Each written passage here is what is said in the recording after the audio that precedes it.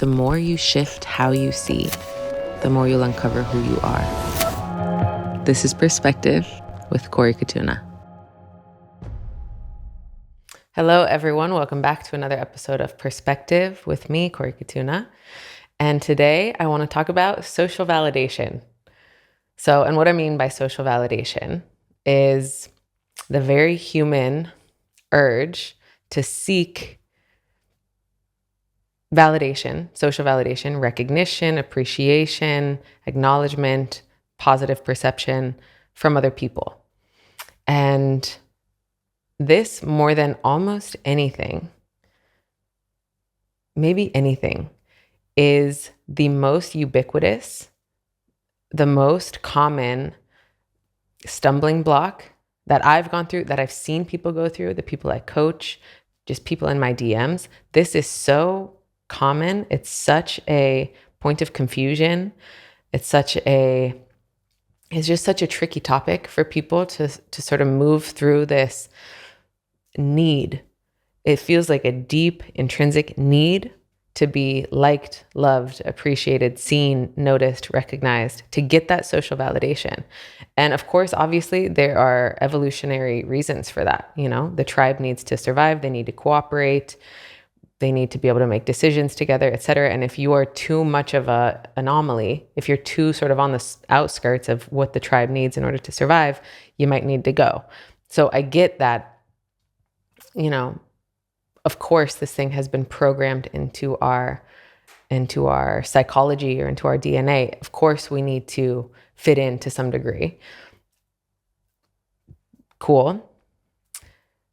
But at this stage, so in the context of spiritual evolution, realizing our potential, having courage, being creative,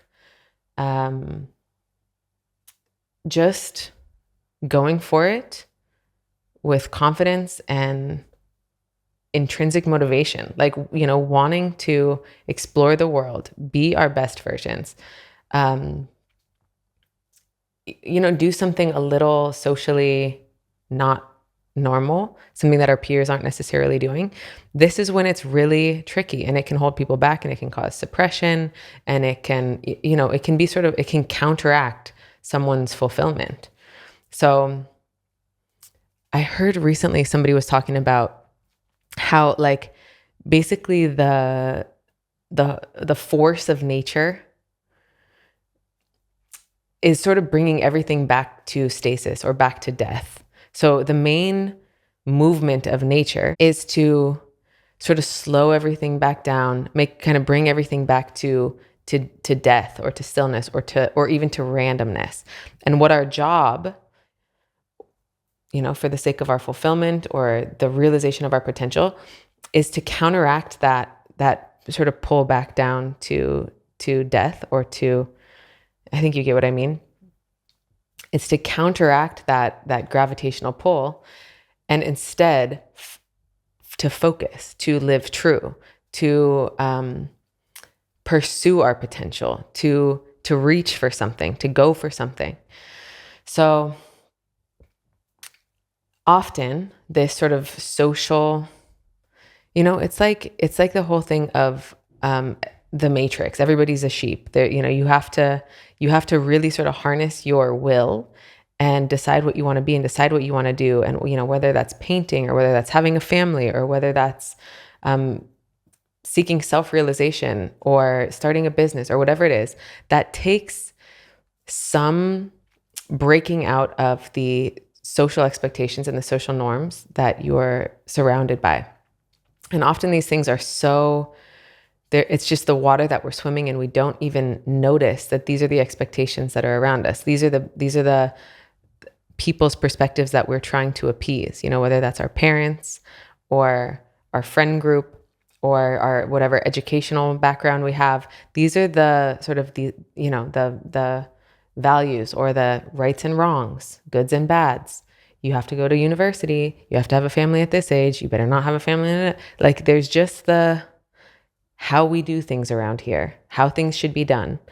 You know, if you're living well, and we all are affected with this. This is just, you know, social conditioning for better or for worse. I'm not making any point about which of those things are better or for worse. It's just what I want to empower you with are the tools to know what's true for you, to know what is true for you. What is your guidance? If you are at the end of your life looking back, what was aligned for you? What was true? What was intrinsically motivated? What was really like between you and your heart, between you and your soul, between you and God?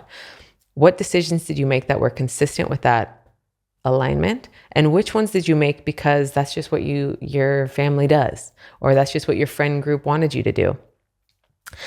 And I'm also not making any case about like, don't do what your family suggests. I mean, I think often these social norms are good. Often they're just helpful. It's like, Uncle Tommy died trying to do that. So let's not do that. Let's make sure, So often it's just protective, or, it's like intelligent guardrails that keep us in a range of health and alignment and well-being. So I'm not sort of going against whatever culture or expectations that you've grown up around, but I do want to shine some light on the way that we are so conditioned to seek social validation that sometimes we use that as a proxy. We use what our peers and our family and our sort of this invisible right and wrong thing in the back of our head, we use that as a proxy for our actual guidance. And then we get to the end of our life and we're like, hold on, whose life even was that? What am I doing? I haven't been fulfilled this whole time. I thought I was supposed to get there at the end. I thought once I made XYZ money, I would reach that experience of fulfillment. I thought having a family would give me that experience of fulfillment. I thought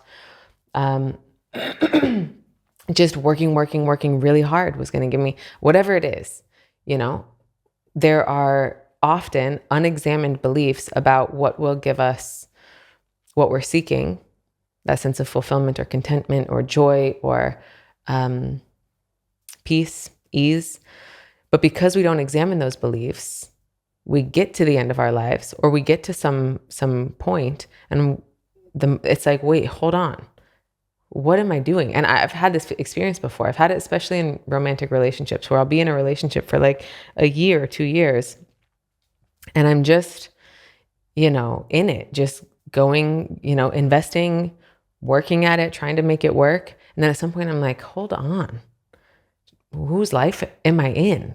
I'm an actress in a movie I don't even like. I don't even want to be in this movie.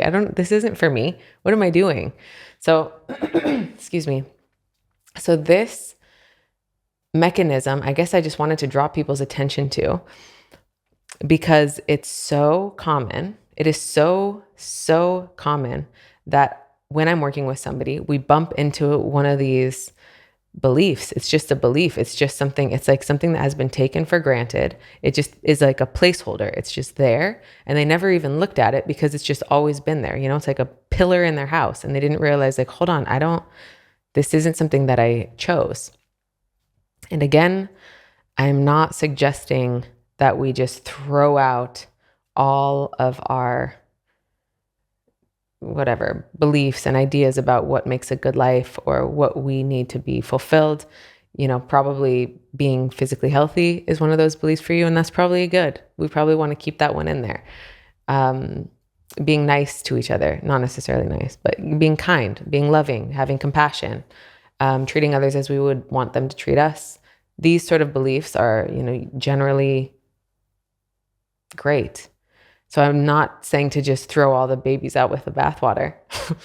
I am saying, however, that this validation seeking program that we all have, unless you're a sociopath, which I don't think most of you are, is worth examining. And when you examine it, like, whoa, am I doing this because I think it will make me look good, make me look cool, make me fit in, make my parents approve of me, make my friends think am I doing that sort of as a means to this end because I think it will give me this social validation or social approval? Or am I doing it because it's true? Am I doing it because it comes from my heart and because I can't help but do this, because it's authentic, because this is where, this is me. And I get also that is a tricky thing, because like, what is that? How far back do you want to go? So, okay, but we're not going to go there right now. We're going to skip that. We're going to skip that little exploration. So, to what degree does social validation, seeking social validation, wanting to fit in, wanting to look good, wanting to not look bad, wanting to appease others, be liked, how much does that rule your life and your decision making? And to what degree can you sort of wake up from that? And what is so cool, this is like one of the coolest things about this validation seeking. Most of us and most people I coach have had this little sort of supplementary belief alongside, like, no, I need, I'm doing this in order to fit in. If I don't do this in order to fit in, I'm going to be an asshole. I'll be mean to people. I'll neglect people. I will, if I'm not taking care of them in this way that they all like, I'm going to disappoint everybody. And I can't have that. So I need to continue doing this sort of people-pleasing behavior, or this appeasing habit. Because if I don't, there's going to be seriously bad consequences. I'll be antisocial. And this is one of the funnest myths to break, because actually what happens when you find out, when you connect to your true guidance, when you find out what's really true for you, when you reduce the attachment to looking good and fitting in and appeasing people, when you release that and you actually connect to, your true innermost relevance, your life stream, what is true for you, what actually directly creates that fulfillment, not in theory, not like, oh, if I make this much money, then I will be fulfilled. No, what directly creates that fulfillment?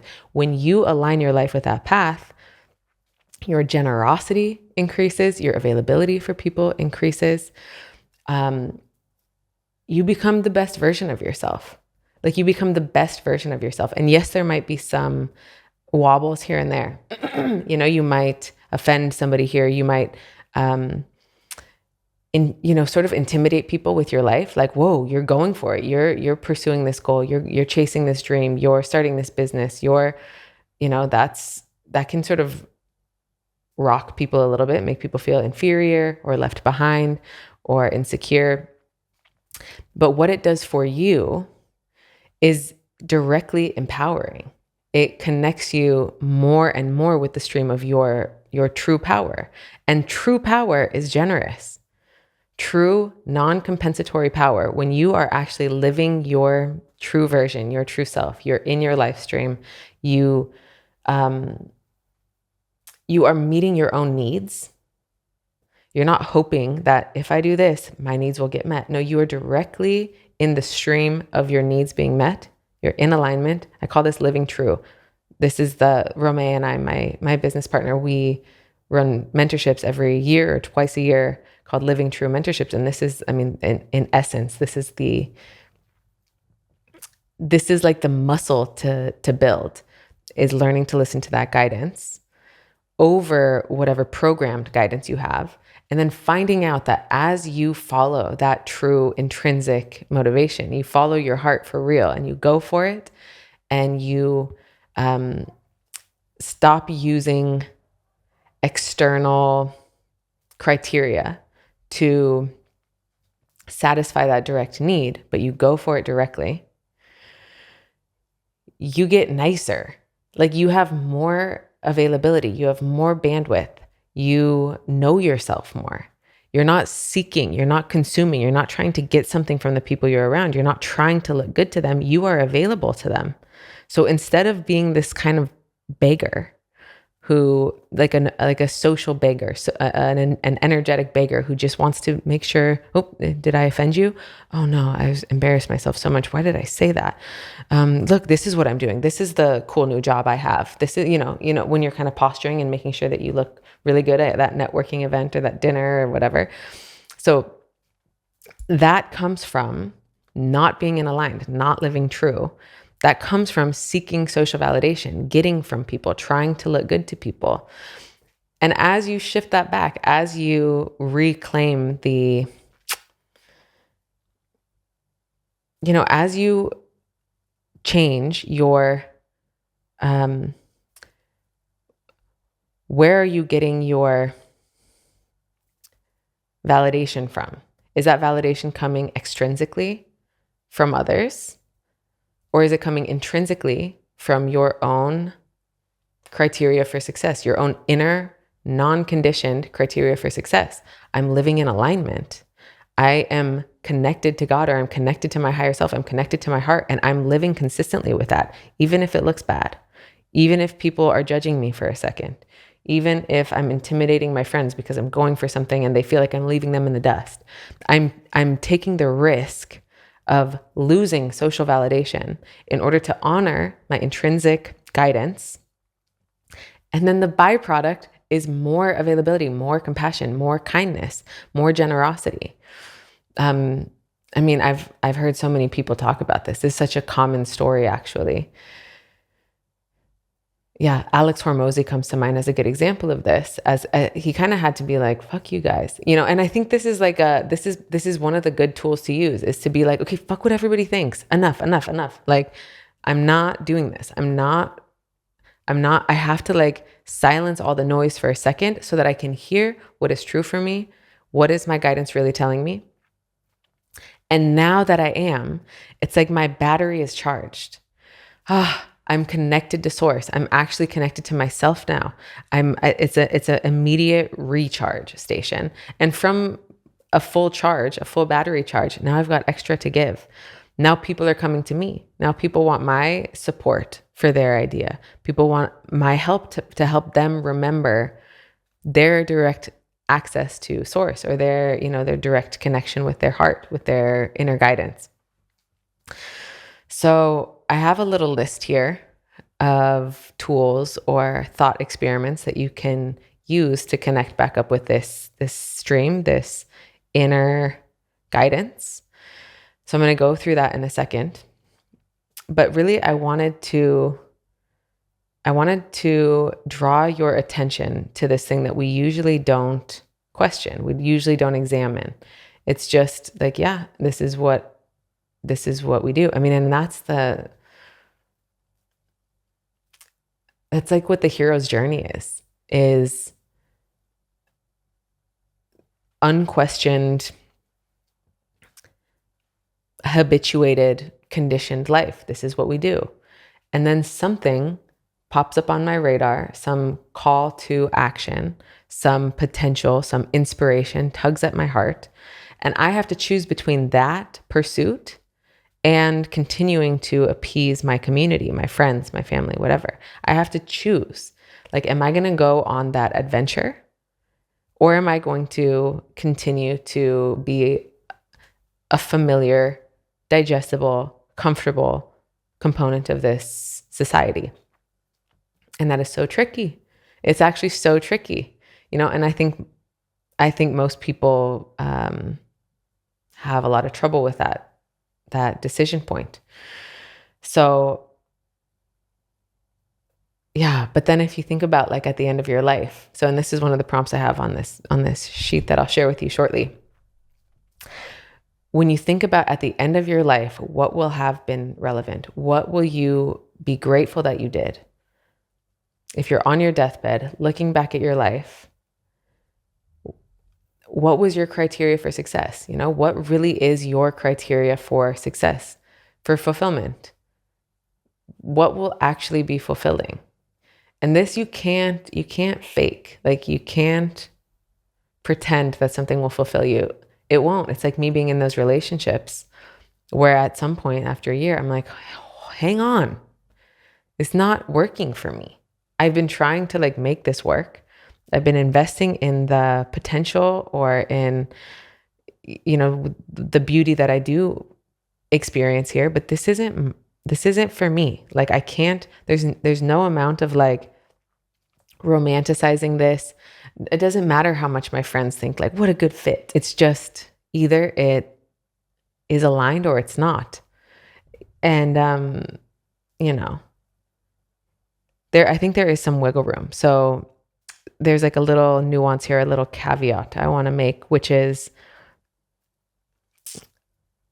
sometimes things are aligned in the long term, or they're aligned overall, but they feel tough and they feel like work, or they feel, they don't feel so exciting in the moment. So I'm not in that spiritual camp of people that says, follow your resonance. It only has to, if it should only feel good, it should only ever feel good. If it doesn't feel good, it's not for you. This isn't your flow. You don't have, this isn't anything that is true for you or aligned for you will feel just full of joy and ease every single time you do it. So I don't agree. Anybody who works out knows otherwise. If you work out, if you go to the gym consistently, you love the long-term picture.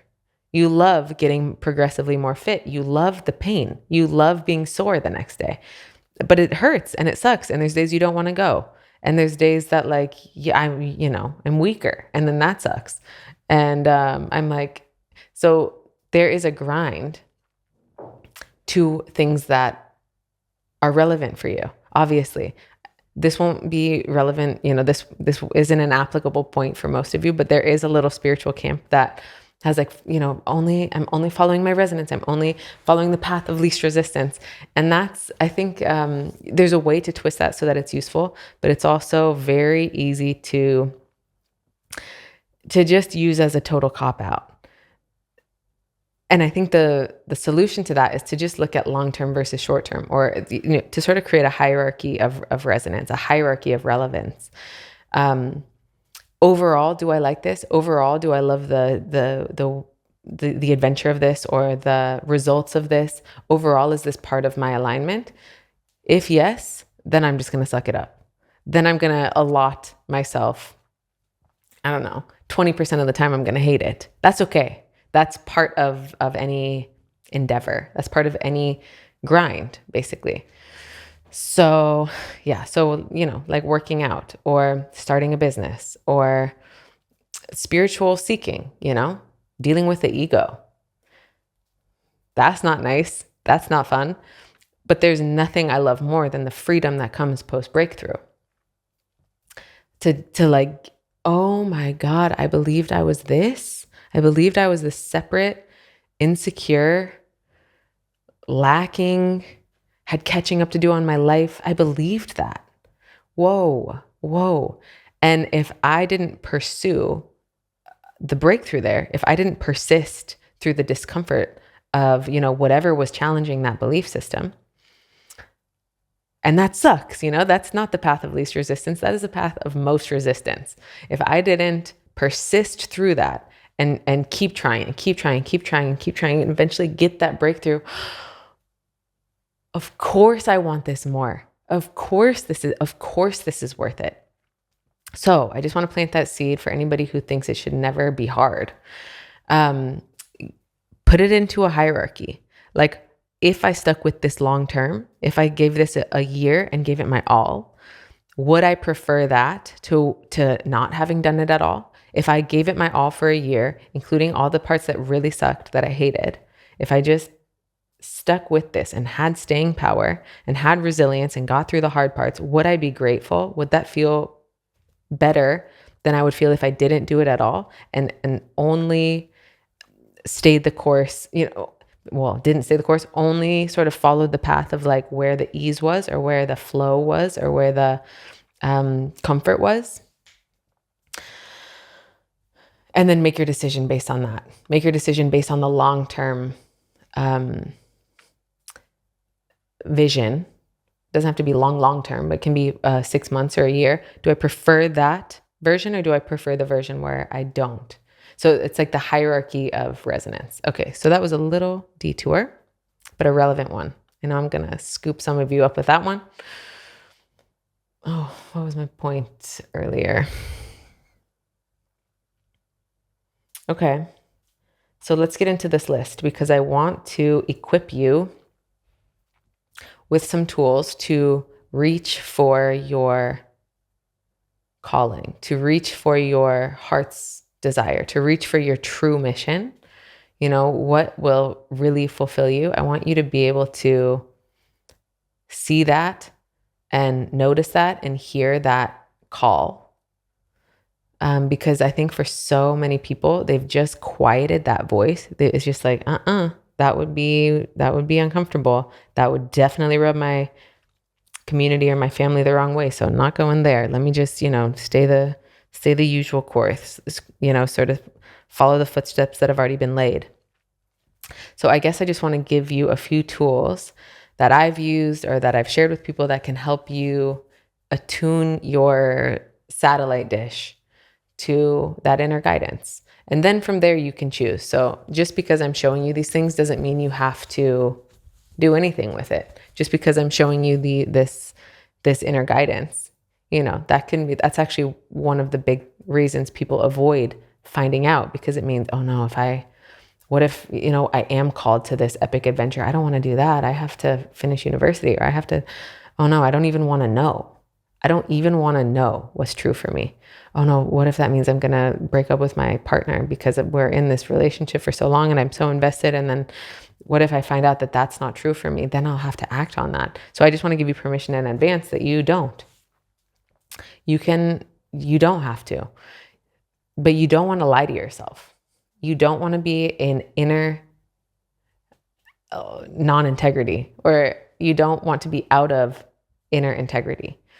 So just find out what that guidance is saying. Find out what your heart is trying to draw you into.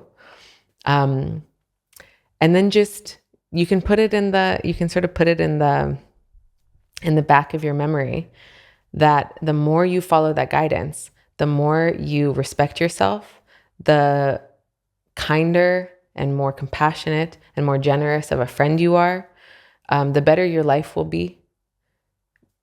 It doesn't necessarily mean easier, but it will mean that you respect yourself more, that you are more fulfilled, that you trust yourself. You can trust yourself in the middle of these like storm situations. You know what you sound like. So whatever is coming up, whatever kind of noise you get from people, especially from people, or from, the expectations or the consequences, you can keep your spine straight and you know who you are. So that's priceless.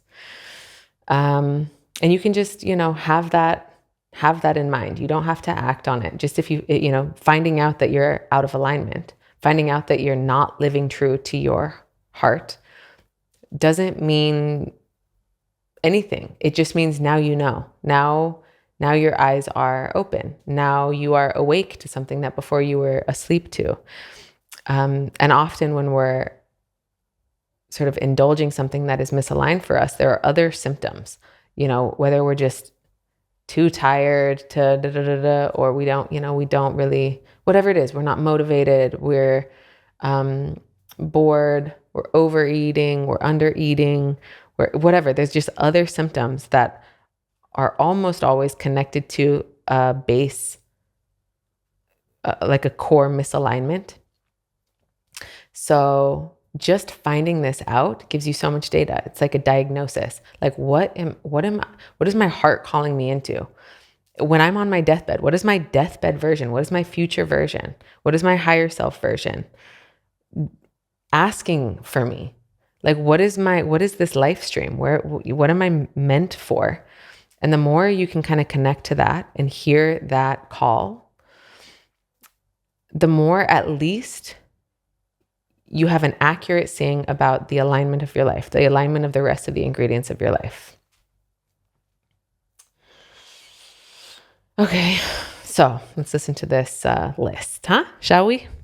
So I just wrote down a few of these. These are little thought experiments that you can use internally, sort of meditatively, just to check. Basically, it's another perspective. So there's a current perspective that you're using when it comes to your guidance. And what I want to invite you to is a more timeless, or a more selfless, or a more a more honest perspective in many cases. So let's just move through these. You can, if you do this however you want, maybe you want to pause after, like pause the video after I say each one and just kind of spend some time tuning into it. Or maybe you want to journal, write these down. I can put these in the show notes actually. Yeah, however you want. Okay, first one. What if there were no social consequences? Like, what if I could do no wrong? What if there were no social consequences? Nobody would be offended. Nobody would be triggered. Nobody would feel like they're losing me. Nobody would feel like I'm, neglecting them, whatever it is. What if there were no social consequences? What would I do? Does that bring anything to mind?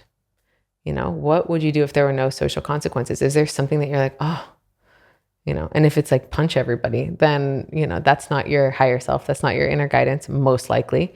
That's probably more of a, like, I don't know, some sort of rage that hasn't been seen or dealt with.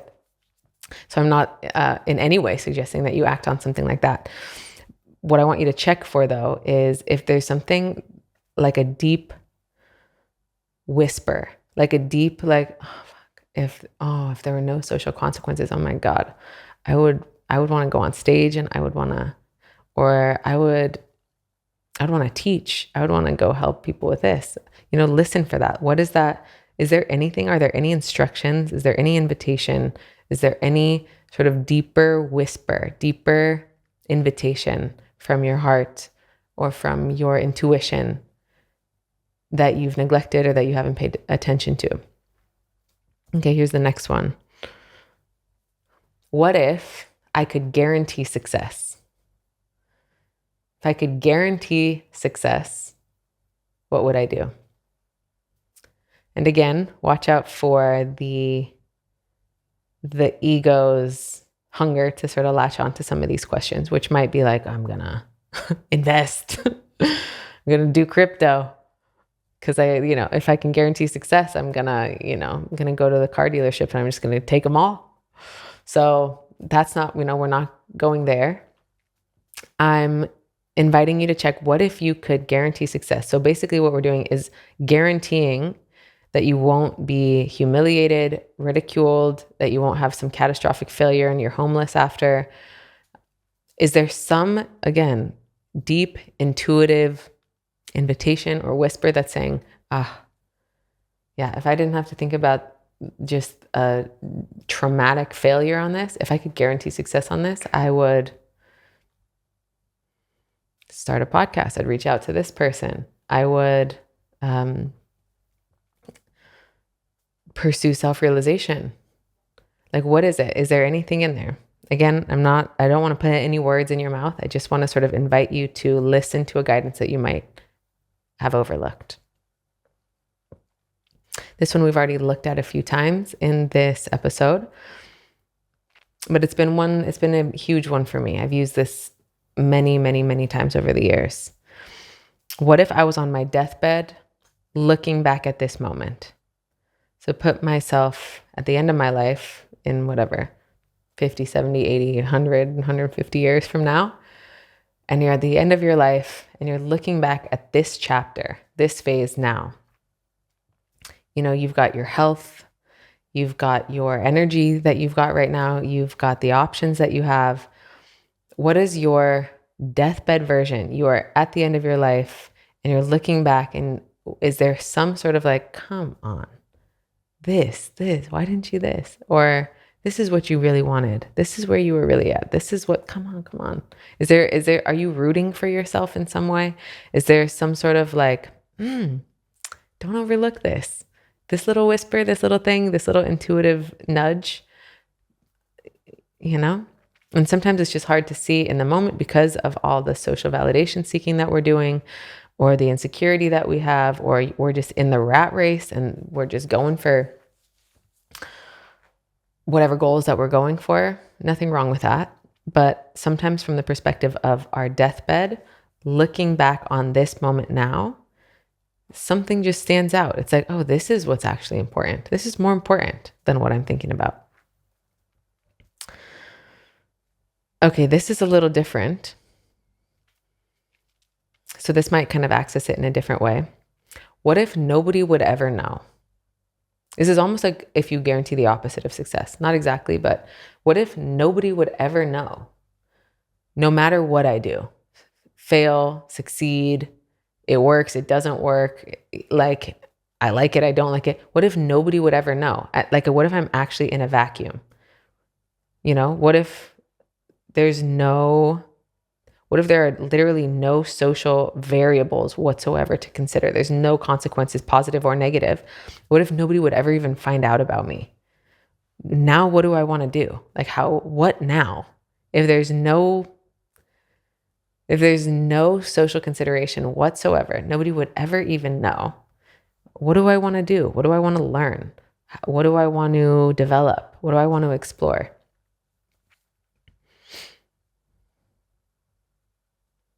Sort of similar. What if I was impervious? What if I could guarantee fulfillment no matter what? So what if no matter what, you are already fulfilled? You're already aligned. You're already joyful. You're already content. You're impervious. Nothing can change that.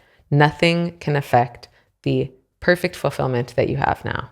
You're totally fulfilled. You made it. Now what? Now, what are you built for?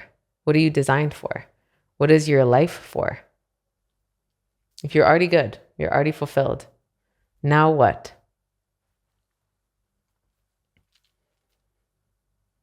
This one you've heard before. What if I had a year to live?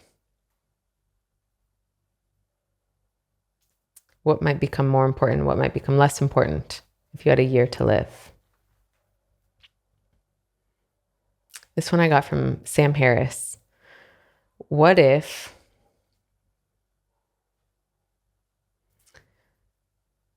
I had let's say it's 6 months from now, and I had some catastrophic accident, some car crash, paralyzed,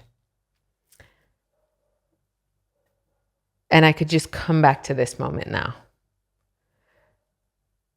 So imagine having just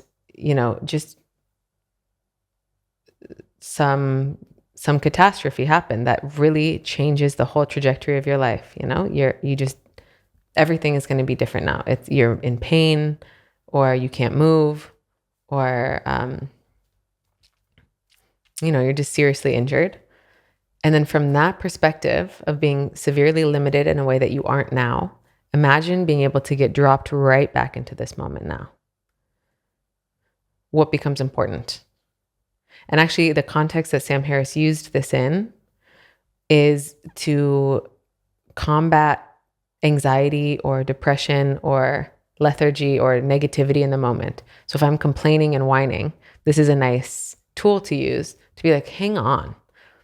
If maybe I'm in the worst point of my life right now, maybe I'm just freaking suffering. But if I imagine having a catastrophic accident and then being able to return to this moment now, I would be on my knees in gratitude. I would be so grateful. I would be so appreciative. I'd be a new person.